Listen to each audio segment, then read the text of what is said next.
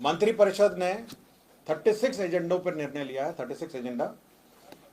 सर्वप्रथम सबसे महत्वपूर्ण एजेंडा जिस पर निर्णय लिया गया वह है बिहार राज्य विद्यालय अध्यापक नियुक्ति स्थानांतरण अनुशासनिक कार्रवाई एवं सेवा शर्त संशोधन नियमावली 2025 की स्वीकृति दी गई है। इसके तहत राज्य के जो निवासी हैं और साथ ही साथ जिन्होंने राज्य में मैट्रिक या अथवा इंटरमीडिएट परीक्षा उत्तीर्ण की है उनको प्राथमिकता देने का निर्णय लिया है। और इससे जो राज्य में जो हमारे छात्र छात्राएं पढ़ रहे हैं और यहाँ के मूल निवासी है उनको शिक्षा विभाग की नौकरियों में TRE 4 जो शिक्षा विभाग की टीचरों की बहाली है इसमें प्राथमिकता होगी और नौकरियों में इसमें प्राथमिकता होगी। दूसरा था माध्यमिक उच्च माध्यमिक विद्यालय में जहाँ पर रात्रि प्रहरी कार्यरत है। रात्रि प्रहरी राज्य में 6000 रात्रि प्रहरी कार्यरत है जिनका वर्तमान मानदेय 5000 रुपये था, इसको बढ़ा के 10,000 रुपये हो गया है। इसके तहत 72 करोड़ रुपए मात्र वृद्धि के पश्चात वार्षिक व्यय भार होगा। राज्य के मध्य विद्यालयों में कार्यरत शारीरिक शिक्षा एवं स्वास्थ्य अनुदेशक इनका मानदेय में बढ़ोतरी हुई है। ये पहले 8000 रुपये था और 200 वार्षिक वेतन वृद्धि थी। अब इसको 16,000 रुपये कर दिया गया है और 400 वार्षिक वृद्धि हो गई है। 16,000 हो गया है और 400 रुपये वार्षिक वृद्धि हो गई है। आज के दिन में जो अंशकालिक जो शारीरिक शिक्षा एवं स्वास्थ्य अनुदेशक हैं वो करीब 2350 लोग हैं। मध्याह्न भोजन में बड़ी संख्या में हमारे सेविक जो रसोइया हैं वो कार्यरत हैं। करीब 2,18,622 लोग कार्यरत हैं। इनके मानदेय में वृद्धि हुई है। पूर्व में 1,650 रुपये प्रतिमाह मिलता था, अब ये 3,300 रुपये ये मानदेय होगा। इसके तहत 252 करोड़ 50,84,000 रुपये संभावित व्यय होंगे 7 महीना अवशेष 7 महीने। तो इनका वार्षिक जो वृद्धि है 1,650 को बढ़ के 3,300 वार्षिक वृद्धि हुई है। स्वास्थ्य विभाग में आशा कार्यकर्ताओं का भी मानदेय वृद्धि हुआ है। इसमें पहले पूर्व में पारितोषिक रूप में 1,000 रुपये प्रतिमाह दिया जाता था जिसको बढ़ा के 2,000 हो गया है और इसके अतिरिक्त वृद्धि पर कुल 3,000 प्रतिमाह पारितोषिक रूप में दिए जाने की अब स्वीकृति है। तो पहले 1,000 रुपये देता था मात्र, अब उसको में 2,000 रुपये की अतिरिक्त वृद्धि हुई है। कुल 3,000 रुपये अब इनको दे होगा।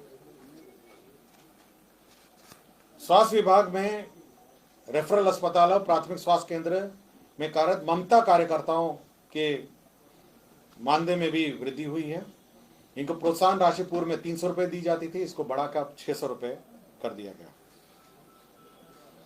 लोहिया स्वच्छता मिशन स्वच्छ भारत मिशन ग्रामीण ठोस एवं तरल अपशिष्ट प्रबंधन, यह हमारे ग्रामीण क्षेत्रों में जो सफाई कर्मी हैं उनके मानदेय में भी वृद्धि हुई है।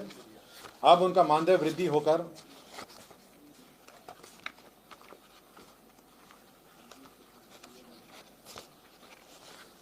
कुल मानदेय का वृद्धि होकर ये कुल 9,000 रुपये प्रति माह इनका मानदेय होगा। ये पहले ये स्वच्छता पर्यवेक्षक से अनुरक्षक हो गए 9,000 और अंशकालीन स्वच्छता कर्मी हो जाएगा 5,000 रुपये। तो 2 कैटेगरी के लोग थे। अंशकालिक स्वच्छता कर्मी को होगा 5,000 और अंशकालिक स्वच्छता पर्यवेक्षक से अनुरक्षक को 9,000 रुपये। मुख्यमंत्री डिजिटल लाइब्रेरी योजना की स्वीकृति हुई है। इसके तहत सभी विधानसभा क्षेत्रों में एक डिजिटल लाइब्रेरी कार्यरत रहेगा। इसके अंतर्गत 94 करोड़ 50,47,000 रुपये इसमें व्यय होंगे। इसमें 11 डेस्कटॉप कंप्यूटर होंगे और ये सामुदायिक भवन, पंचायत भवन और अन्य किसी भी स्थानीय स्थल पर पंचायत भवन, प्रखंड कार्यालय, नगर परिषद भवन, विकास भवन, कम्युनिटी लाइब्रेरी, सरकारी स्कूल, कॉलेज परिसर, यहाँ सभी में आपका डिजिटल लाइब्रेरी स्थापित होगा। 10 कंप्यूटर टर्मिनल होंगे और यहाँ पर जो बच्चे हैं वो आकर अपना डिजिटल लाइब्रेरी में अपनी पढ़ाई और अध्ययन कर सकेंगे। खाद्य एवं उपभोक्ता संरक्षण विभाग में जो पीडीएस दुकानें हैं उसमें छुट्टियां जो पूर्व में थी उसमें संशोधन किया गया है। और छुट्टियों में जो लिस्ट है, नई लिस्ट जारी की गई है। इसके तहत अब वो क्लोज्ड ऑन एवरी मंडे, हर सोमवार को बंद होगा। 26 जनवरी, 15 अगस्त, 2 अक्टूबर, होली, छठ पूजा, दुर्गा पूजा, नवमी, दशमी और ईद में यह अब पीडीएस दुकानें बंद रहेंगी। अंतर्राज्यीय मार्गों पर लोक निजी भागीदारी पीपीपी मोड में बस संचालन का ये निर्णय लिया गया है। और इसमें सभी बस जो हमारे प्रवासी हमारे भाई बंधु हैं उनको इंटर स्टेट बस का संचालन करने का निर्णय लिया है। इसके तहत जो पीक साइड रूट्स हैं उसमें 150 प्रति सीट एवं ऑक्स पीक साइड में 300 प्रति सीट प्रोत्साहन राशि दी जाएगी। 5 वर्षों को यह दी जाएगी और 36 करोड़ 35 लाख रुपए इसमें व्यय होंगे। सो पीपीपी मोड में इंटर स्टेट बस के लिए यह योजना है। 150 रुपीज़ पीक साइड के लिए प्रोत्साहन है और 300 रुपये ऑफ पीक साइड के लिए प्रोत्साहन है। उद्योग विभाग ने बहुत सारे औद्योगिक क्षेत्र के लिए जो भूमि अधिग्रहण है उसका निर्णय लिया है। इसके अंदर औरंगाबाद जिला अंतर्गत कुटुंबा अंचल में 441 एकड़ का इसमें भूमि अधिग्रहण होगा यह औद्योगिक क्षेत्र के लिए। कटिहार जिला में कुल 252 एकड़ भूमि अधिग्रहण होगा, 252 औद्योगिक क्षेत्र के लिए। नालंदा जिला में हरनौत एवं चंडी अंचलों में कुल मिलाकर 524 एकड़ का भूमि अधिग्रहण होगा औद्योगिक क्षेत्र के लिए। इसके अंतर्गत 2 अरब 64 करोड़ 65 लाख रुपए 42,000 रुपये व्यय होंगे। सुपौल जिला अंतर्गत सरायगढ़ भपटियाही के सरायगढ़ मौजा में 250 एकड़ एवं अंचल पिपरा के विशनपुर मौजा में 248 एकड़ इसमें औद्योगिक क्षेत्र के लिए ये अधिग्रहण होगा। मुजफ्फरपुर जिला अंतर्गत अंचल पारू मौजा पारू में भी भूमि अधिग्रहण 700 एकड़ भूमि का भूमि अधिग्रहण होगा। ऊर्जा विभाग का एक प्रस्ताव था जिसमें पूर्व में पीर पैंती में भागलपुर में सौर ऊर्जा अधिस्थापन की बात कही गई थी। अब यहाँ पे 3/800 2400 मेगावाट का विद्युत परियोजना स्थापित करने के लिए लीज के सामान्य शर्तों पर 1 रुपये प्रति वर्ष के लीज पर 33 वर्षों के लिए विद्युत आपूर्ति करना में अवधि के आधार पर L1 रेट पर प्रति यूनिट 4.165 के दर से एवं फ्यूल दर 1.910 के दर से बिहार विद्युत विनियामक आयोग के अनुमोदन के अधीन विद्युत क्रय की स्वीकृति दी गई है।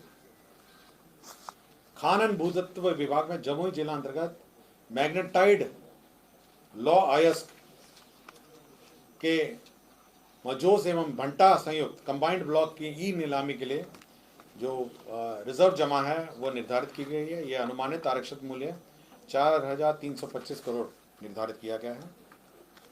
निर्वाचन विभाग का विभिन्न मतदान केंद्र 90,712 में वेबकास्टिंग, विभिन्न चेक पोस्ट, मतगणना केंद्र पर कैमरा की निगरानी के लिए 154 करोड़ 30,25,000 रुपये प्रशासनिक स्वीकृति दी गई है। बिल्डिंग बाईलॉज में विभिन्न उपविधि में आंशिक संशोधन किए गए हैं जिसमें इंडियन ऑयल कॉरपोरेशन जो पेट्रोल पंप के लिए गाइडलाइन के अनुसार संशोधन किए गए हैं और नेशनल बिल्डिंग कोड के अनुसार भी संशोधन किए गए हैं। बिहार शहरी आयोजना स्कीम नियमावली 2025 इसकी स्वीकृति दी गई है। इसके अंतर्गत जो टाउनशिप निर्माण का रास्ता साफ हो गया है। इसमें विभिन्न क्षेत्रों में टाउनशिप का निर्माण होगा। उसमें कितना परसेंटेज इंफ्रास्ट्रक्चर में होगा, पार्क में कितना होगा, कॉमन एम्यूनिटीज़ में क्या होगा और रिजर्वेशन ऑफ लैंड क्या होगा, इसका निर्धारण किया गया है।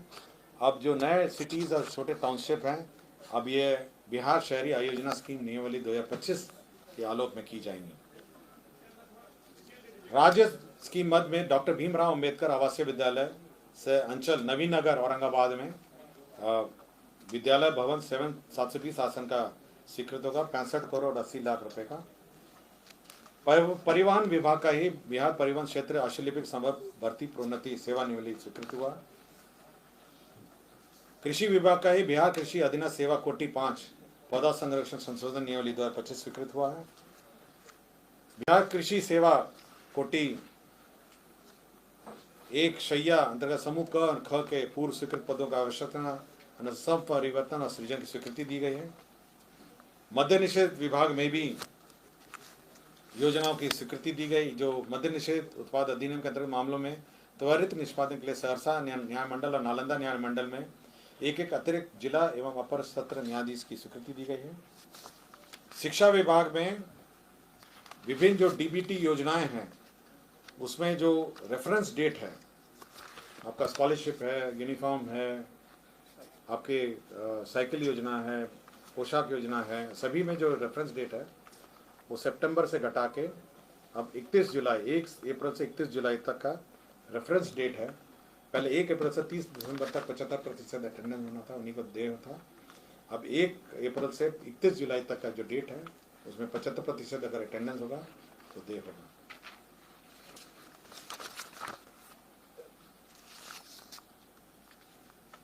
सूचना प्रौद्योगिकी का एक प्रस्ताव था जिसमें सीडैक में वॉइस मैसेजेस भेजने के लिए 50,09,070 रुपये का सीडैक से करारनामा किया था, उसका पोस्ट फैक्ट अप्रूवल है।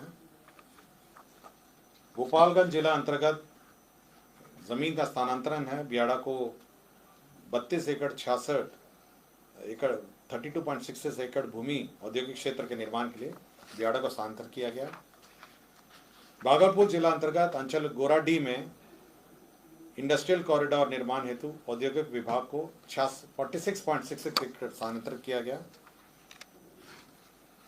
डीबीटी की मैंने आपको जानकारी दी गई। सभी डीबीटी के मामले में जो रेफरेंस डेट है उसको चेंज किया गया है। अब वो 1 अप्रैल से 30 सितंबर के स्थान पर 1 अप्रैल से 31 जुलाई का स्थान तक जो 75% अटेंडेंस थे उनको देय होगा। मुंगेर यूनिवर्सिटी में 167 पदों का सृजन किया गया है। और अंतिम एजेंडा विजय कुमार जो हैं ये तत्कालीन कार्यपालक पदाधिकारी नगर परिषद बरबीघा शेखपुरा हैं। इनका पूर्वलोकन अर्जी को अस्वीकृत करते हुए सेवा से बर्खास्तगी संबंधी आदेश को अधिरूपित दंड को बरकरार रखने का निर्णय लिया गया। धन्यवाद।